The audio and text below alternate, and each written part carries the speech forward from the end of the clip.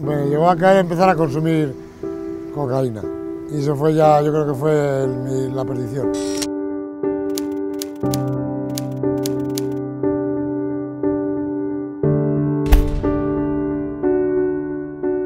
Porque una cosa conlleva a la otra, eso está clarísimo. Droga, alcohol, alcohol, droga. Ahí hacer tonterías. Y las tonterías te conllevan a lo que me conlleva a mí, a entrar en prisión. Consumes más, ya no piensas las cosas, ya te da lo mismo una cosa que otra. Y otros problemas que he tenido cuando estaba bebido o cuando estaba drogado, y no he robado nunca en mi vida.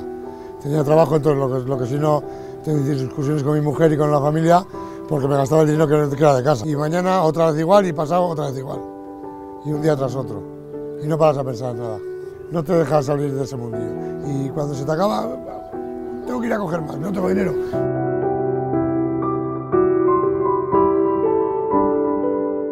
Comenzamos con él dentro del centro penitenciario, preparando su salida en libertad, fomentando la autonomía de la persona, favoreciendo siempre que esa persona sea autónoma y retome su vida, y también su responsabilización. Al final he salido, yo creo que mucho mejor de cómo estaba. También una orientación para la formación, para el empleo.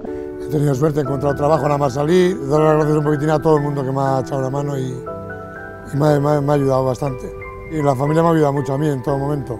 Juanjo ahora mismo está trabajando, está cotizando, es una persona activa de la comunidad. Luego se sienten orgullosos, pues eso, de que lo que estoy haciendo ahora lo estoy haciendo bien, ¿entiendes? Hago las cosas bien, parto de buena base y hago las cosas bien.